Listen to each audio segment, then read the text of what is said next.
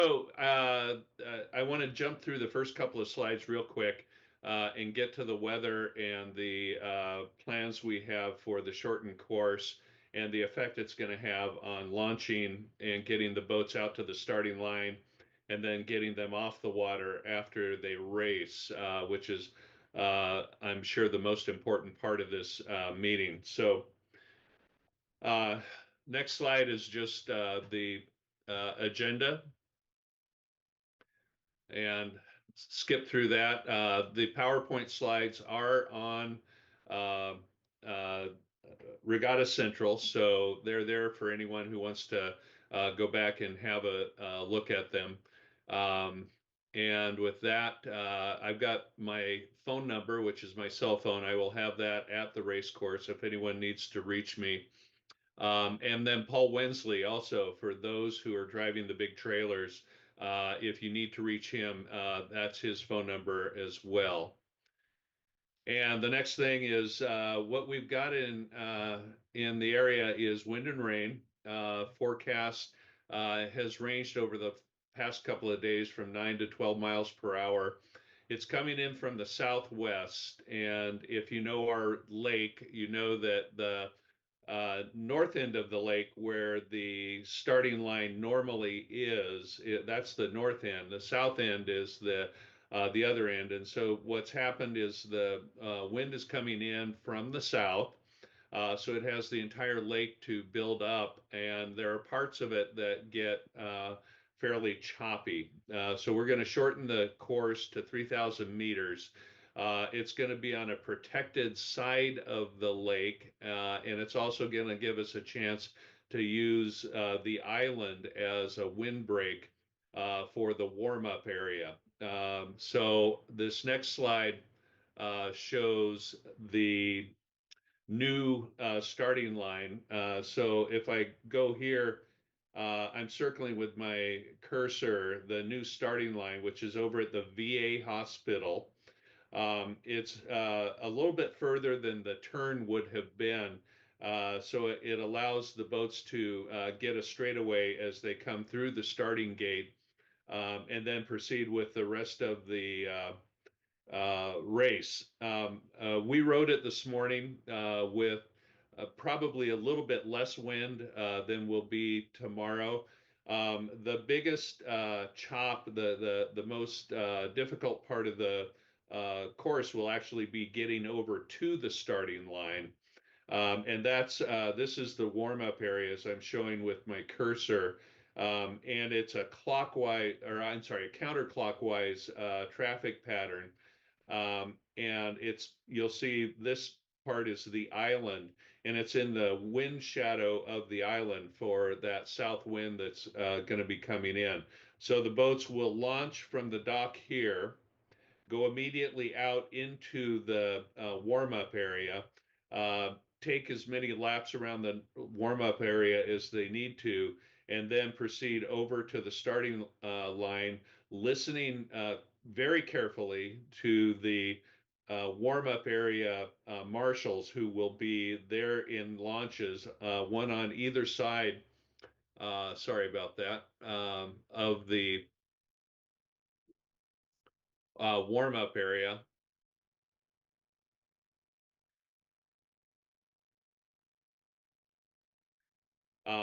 And let's see, we're going to have a marshal on one side of the warm-up area, another marshal on the other side.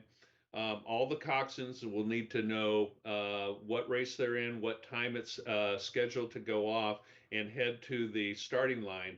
Now, what's going to happen is the wind is coming from this direction down the lake. So the choppiest part of the lake is going to be right in here. And that's where the boats are going to be crossing. They're going to be much better off coming up as close to the island as they can, and then going semi with the wind, with a kind of a quartering tailwind down to the starting area, and then they'll be under the control of the starting marshals to go through the chute and onto the race course.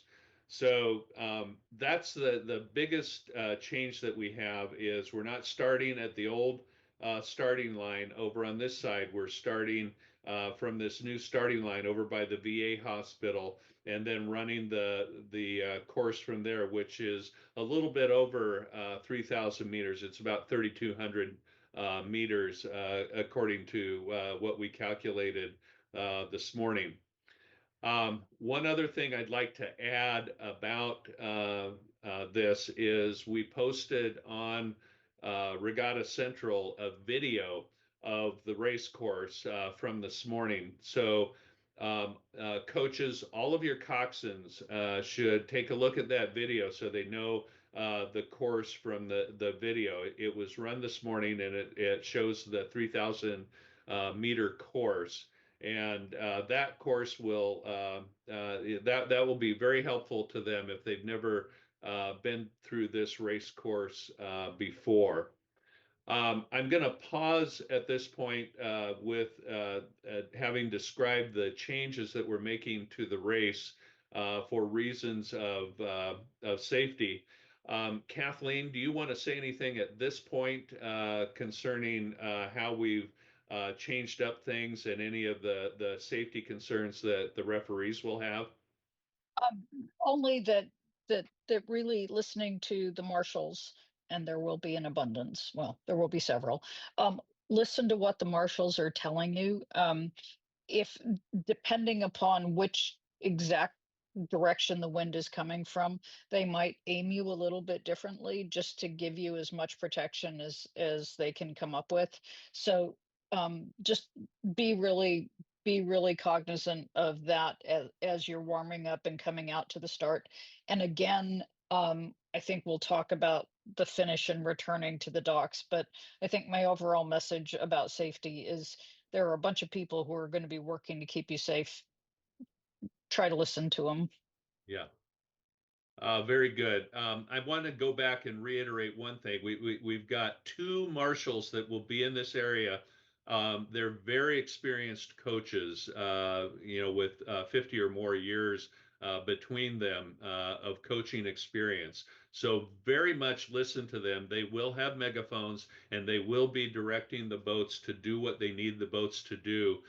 So very much pay attention to what they're saying. And then when you get over in this area and you're approaching the starting, be sure you're also paying attention to the starting marshals who are going to be sending you through. And the last thing I want to emphasize for all the coaches and all the coxswains is know your bow number and know the bow number ahead of you, and find that boat and follow that boat and listen to what's being said to that boat in addition to what's being said to your boat. Okay, so with that description, I want to tell everyone a little bit more about this. The warm-up area should be in the shadow of the island. There should be almost 1,000 meters of relatively flat water. But the further out into the body of the lake here that you go, that's the more chop that you'll see. So you'll have to figure out where the wind's coming from and stay in the wind shadow of the island. And if it's a fairly strong wind, it may bend around the island a little quicker than if it's a lighter wind. But at any rate, there should be a good 500 to 1,000 meters of decent water behind the island. And then, as I said before, the thing to bear in mind is as you go across to the starting line, you've got about 750 meters of chop. So, coaches, be sure all of your rowers have splash jackets and are prepared for getting wet. And the main thing is if anyone gets into trouble with swamping or anything of that kind, we do have we have 9 total launches on the course at any one time. So we'll have safety boats there. But by all means, the coxswains and their rowers need to be prepared to cross a fairly significant stretch of choppy water and then get onto the course. And then I will say this, once you're on the course, it should be pretty good water all the way back until you make the turn and head back to the dock. So the choppy part of the course is down in this area. Okay, gonna move on. And I will say at the end of the presentation, there will be time for questions if anyone Hey, has questions. hey, Jim, Yeah. can you go back to that map and just um, point to where north is and where the wind is going to be coming from? Because I'm afraid we may have missed a significant point about this map. Okay. This is south. If you can see where my cursor is, is that showing up, Kathleen? Yeah, it is. Okay, my cursor is in the south part of the lake. This is the south part of the lake. This is the north part of the lake. It's oriented not perfectly north-south, but more southwest-northeast. But the prevailing wind's going to be coming from the southwest. So, hopefully it's kind of going this direction down the lake, which is why we typically will have a good wind shadow behind Silcox Island. But this would be the north end. This would be the south end. Yeah, thanks. Okay. So parking, I've already mentioned that Paul is the parking master for the trailers. We're not having parking inside the park. All spectators and all participants will be parking in the neighborhoods around the park. There is plenty of on-street parking and there's overflow parking at the grade school that's a block and a half away. And on Regatta Central, there's a map to the parking areas in and around Harry Todd Park. The choke point, in addition to parking, then is launching the boats and getting them off the water. You'll see that we have I can't remember the exact number, but we have a number of races going off in 3 flights.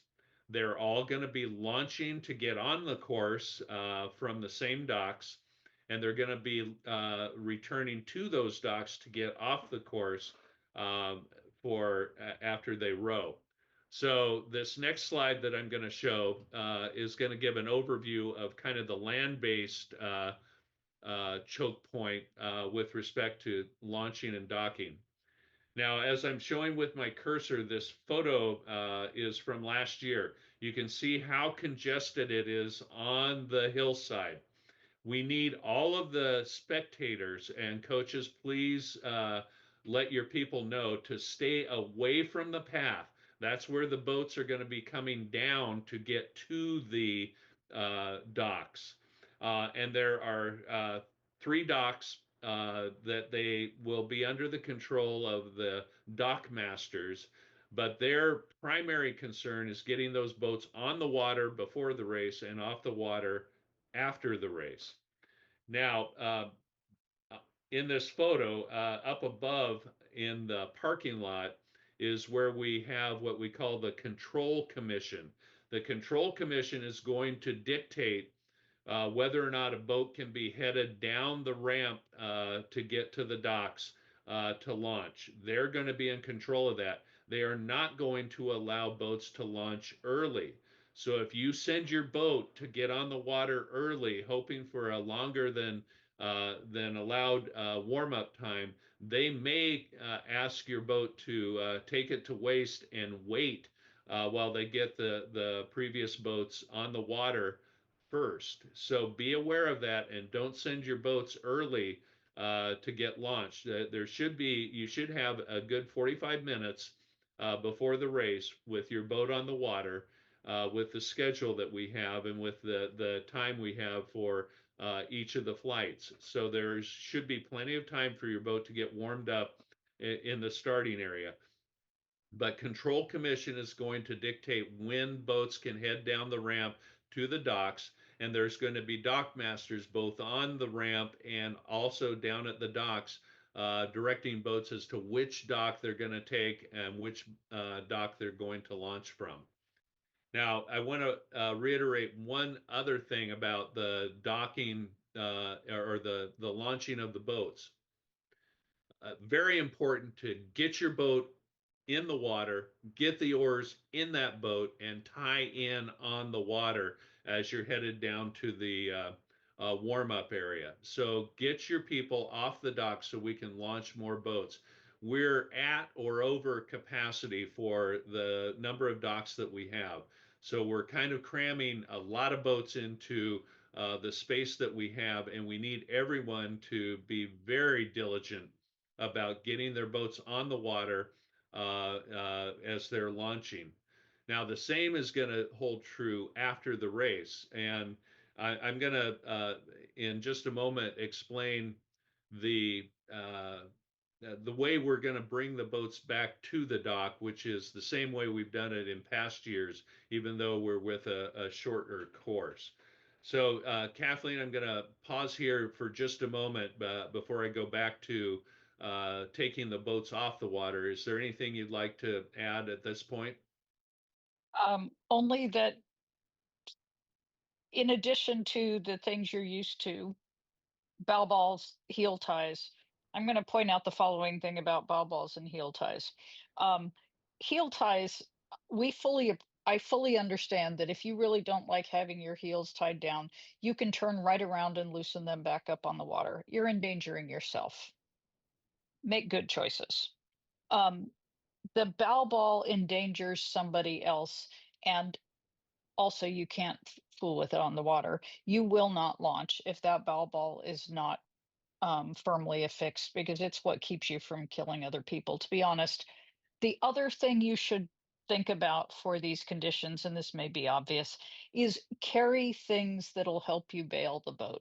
If you don't actually have to carry a big bailing pump, but if you have sponges, big sponges with you, or cut off bottoms of soda bottles, plastic bottles, take something with you, because the difference between the boat going down and treading water next to it and you limping it home, if the wind gusts in a bad way, is going to be you being able to bail for yourself. So I strongly recommend it. Good. I can add that yogurt, quart-sized yogurt containers are pretty good for bailing too. So, okay, now I'm going to move to this part of the slide. If you can see with my cursor, the boats are coming down and they finish here. They're going to go well past the finish line. They're going to rotate towards the shore and come back to the docks. We've done this the last few years, and we're going to do that this year, even though there's going to be a wind coming from the south, and it's going to be very difficult for the boats to dock with that wind. So what we would like to have is for each club, have someone down near the dock so that you can help with getting your boat to dock on those docks. One side of the dock is going to be downwind, and it's going to be very difficult to dock on that, especially for novice or inexperienced coxswains. The upside is a little easier, but even that, it can be very challenging with a stiff crosswind. And the expectation is we may have a wind that's in the neighborhood of 11 miles an hour tomorrow. So the boats are going to need to do what they normally would do, which is row up past the dock, spin it quickly, and then come in at an angle to the dock that they're assigned to. And the other thing that they've got to do is listen to those dock masters who will be directing which dock they're going to target in order to come in safely to those docks. And then the very last thing is they have to pay close attention to getting off the dock as quickly as possible, because there are boats that are going to be lined up behind them, waiting their turn, getting blown to the north end of the lake. And we're going to have some more difficulty than we usually would with getting those boats pointed at the dock correctly and then getting safely to the dock. It's our goal to have no boat run into a dock or otherwise get damaged trying to get off the water. But it's really going to take some good boatmanship by the coxswains and the rowers and also some helpers on the dock to help get those boats safely docked and then off the dock and up the hill. So with that having been said, that kind of takes care of getting the boats launched and then getting the boats off the water at the end of the race. And that is by far the most difficult part of this regatta. It's not something that we, the regatta committee, can do. All of those boats, those rowers, those coxswains, those coaches, the people helping out on the dock are going to have to do their part to get those boats safely on the water and off the water from the same docks.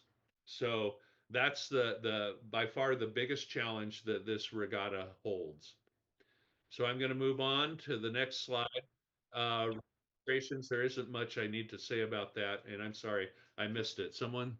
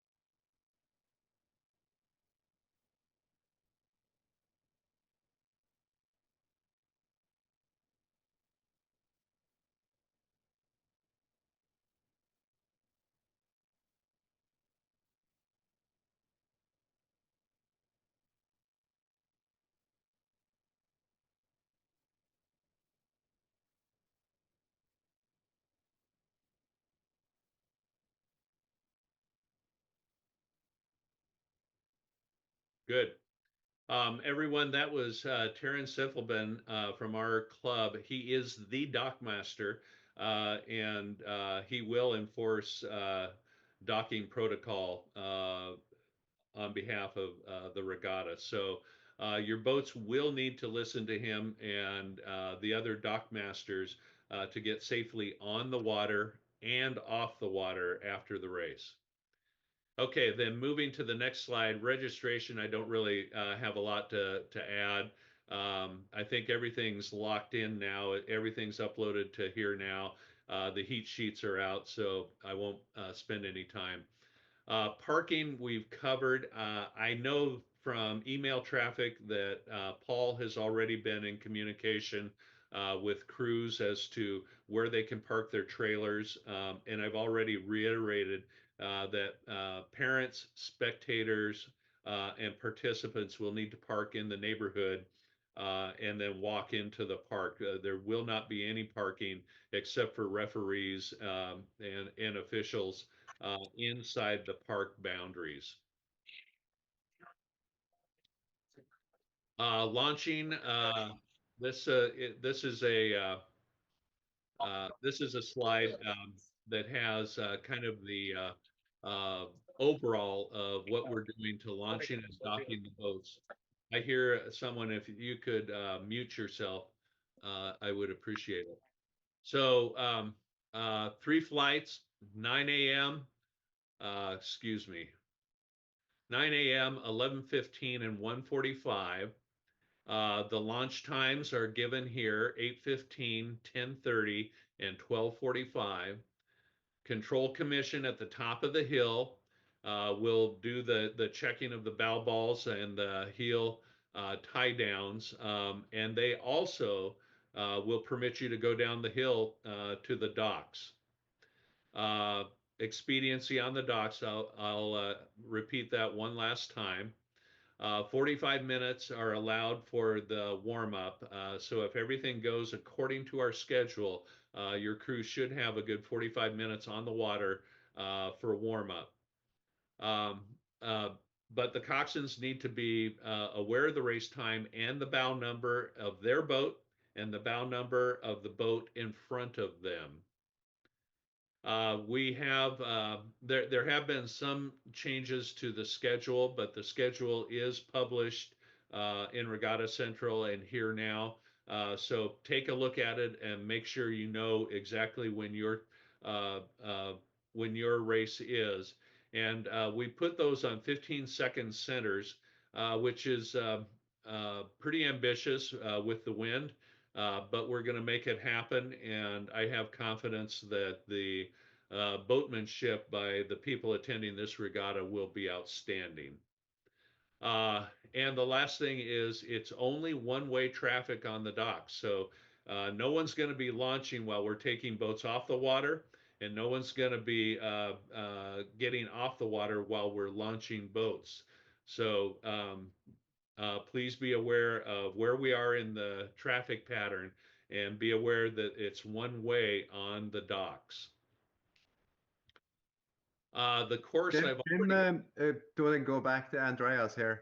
yes, The third flight we're launching at 1 p.m. So not 12:45, but 1 p.m., 15 minutes later.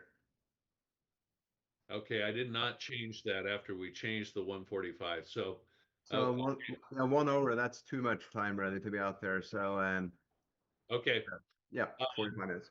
okay, that's a mistake in the slide, and everyone, hopefully everyone heard that, and be aware of 1 o'clock for the third flight. One good thing is the weather report seems to indicate that the wind will be dying off later in the day. I hope that's the case, and I hope the third flight, which usually gets the worst of the wind, gets the best of it this time.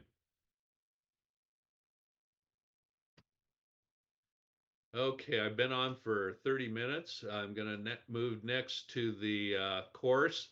The course map we've already gone over. I've explained how we're changing it for the wind. I want to reiterate these white buoys that are around the lake. They're near the shorelines.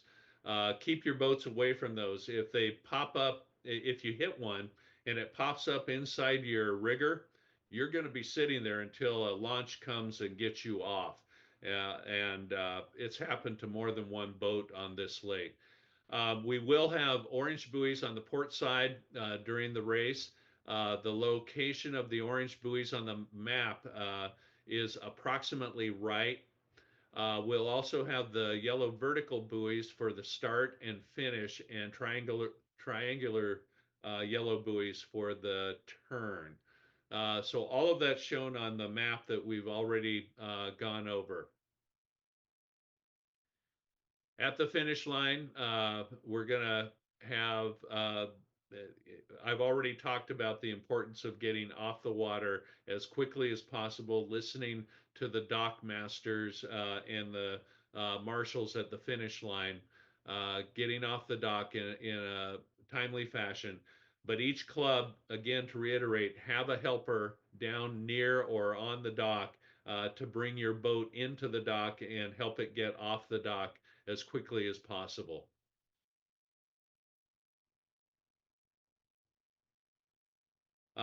Medals for first, second, and third, but you got to beat someone to get a medal. I don't think I need to say much more than that.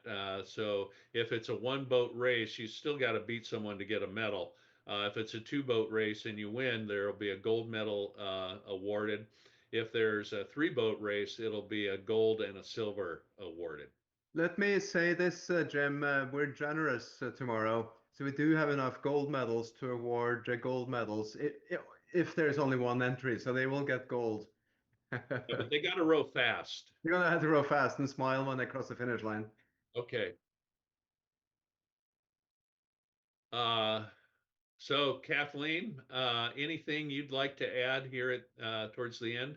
Yeah, so a couple of things to sort of emphasize or talk through. Um, the first big one is, you've heard this a couple times, if you raced Pink Ribbon or Tail of the Lake, you've heard us at the start trying to give you actual pressure calls, come to half pressure, 10 to the start. Um, Pink Ribbon Row was really just sort of a warm-up session for us, believe me. But Tail of the Lake, we were attempting to hold 10-minute or 10-second centers. We didn't. We're now trying to hold 15-second centers. I have moderate hopes. The way to think about that is that ballpark, I'm trying to get you through the start. Big boats, probably 3 boat lengths open water. Small boats, probably more like 5.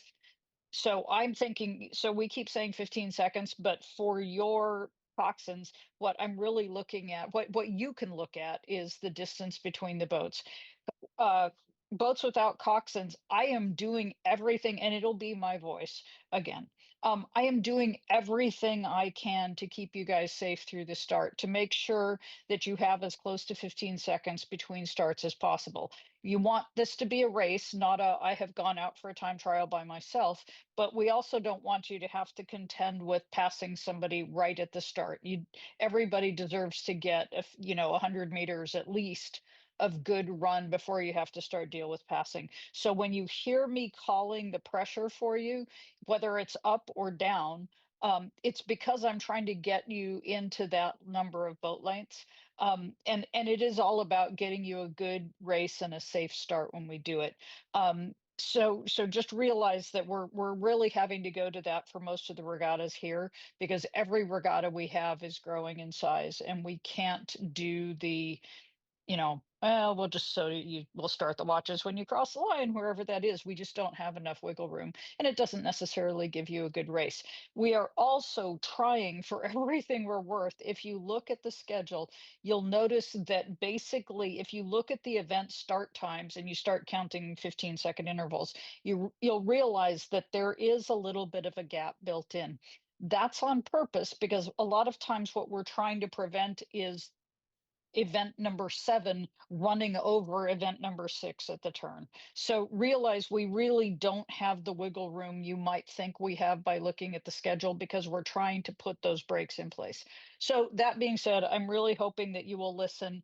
My intention, assuming we can make this work in the wind, is to have somebody sitting up above the start chute, getting you all moving. And I don't really care if you're moving close together on the paddle. I will spread you out, and then I will be on the start chute itself. At least that's the plan. As far as penalties, so we're losing a buoy in the middle because you're starting at it. Basically, what this is going to boil down to is, if the buoys at the bottom of the course, if you miss them by a little bit, like you just turned on the wrong side of it, it's going to be a 30-second penalty. If you miss it by a lot, you're just going to not have a time taken. We're going to exclude you, and you won't have a time taken. So go around the buoys. The big one is that if you interfere with somebody, it is going to be at minimum a 60-second penalty. Interference in this case means you have to give way to the boat that's passing you. When they are within a boat length open water of you, you need to give them their line. Whatever they have lined up for, you give that to them. If it's going to put you closer to the buoy, hurrah. If you are the passing boat, you do not get to run people into the buoy to get some extra time on them. So you will get, if you have forced them to take the inside of the turn on the buoy, and then you've changed your mind and you try to run them into it, you're going to get the interference call, not the person that you were passing. So play nicely. Um, uh, Last point on the play nicely. I really do mean play nicely. I've had to give this say this a couple of times. I really don't ever want to have to say it again, and yet here we are. Do not swear at each other. Be nice to each other. Like, speak kindly. Hey, I'm going to pass you on your port side. No expletives. Don't be mean to each other. Absolutely, masters, do not be mean to the juniors, because every year I get to hear about masters being mean to the juniors, and I dislike this intensely. So we're going to go out, we're going to have really good racing, you're going to be kind to each other, and you're not going to run each other into buoys. Final point: when you get up to the finish and you're going to get through the finish, keep paddling for a while, as Jim said, you're going to turn. Depending on which flavor of southwest wind we have, it may be that you are going to need to actively keep yourself from getting blown into shore. If the southwest wind is a little bit more westish than southish, it's going to try to push you into that shore. under the fishing pier, many places you don't want to be. You all know how to deal with this. Keep that point into the wind, even though it's sort of kind of pointing you at the finish line or someplace you don't want to go. That's the only way you're going to be able to fight off the wind. As you get called to the dock, you can let your point fall off from the wind and go to the dock. But don't stubbornly point at the dock, because the next thing that's going to happen is you're going to be stubbornly pointing at the dock from underneath the fishing pier, which is a bad place. So those are my things. Like, go out, have good racing, be good to each other, listen to the voices that are telling you to do things. We're not saying it just for fun, we're saying because we really need you to do something. I now you can all recognize me. I will not be any place you can find me, most likely, because I'm going to be at the start. But there will be my sort of proxy on the fishing pier near the finish. So if you have a question, you have a complaint, go find that person. I'm probably going to make them wear a big umbrella or something silly so that they won't do it. I'm going to make them do something so you can figure out who they are. If you talk to them and they can't figure out what to do about it, they will call me and I will sort it out, but I may have to sort it out during the breaks between flights. That's it. I really Right. hope we have good racing tomorrow. Yeah, Kathleen, thank you again for being our chief referee. We so greatly appreciate your experience and your assistance with our regatta.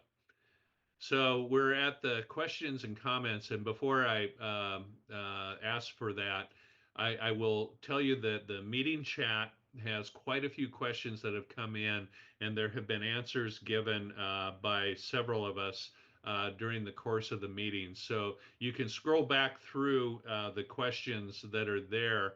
I think one of probably the most common question that I saw from the chat is are the small boats, the singles and doubles, going to row? And the answer is yes, but it will definitely be a game time decision as to whether it's safe enough and whether we can do that safely. So that's as much as we can say. Everyone knows that weather reports concerning wind are notoriously inaccurate. Sometimes it's more and sometimes it's less, and we live with that. So, Kathleen, I see your hand up, and that I think there's something more you'd like to say about. Yeah. So last Sunday, I am going to be the first one to say that we should have pulled everybody off the water. At least the small boats should have been canceled a lot sooner than what we did. So for those of you who lived through last Sunday, my apologies. We are actively trying to monitor this and not get ourselves into that situation. I do not want you out there under circumstances like some of you rode through last weekend. So we will, for the very most experienced of you, it might conceivably seem like we are being a little bit overcautious. We're not being. We are making the best choices we can to keep you safe. I would also say, if you are a more novice, let's say, single sculler, and we have said, yep, we're going to let the whichever singles race it is go, and you look at that and say, well, that is just the stuff of nightmares, there is no shame in saying, yep, not today. I'm cheering for my teammates. Don't go out there if you think this is beyond your abilities. And that's every regatta, but I feel like somebody ought to say it to you a few times. There's no shame in saying this is not the day for me. Some of my teammates were sitting on shore last weekend at Gasworks saying, thank goodness I didn't enter this one. So make good choices. Good.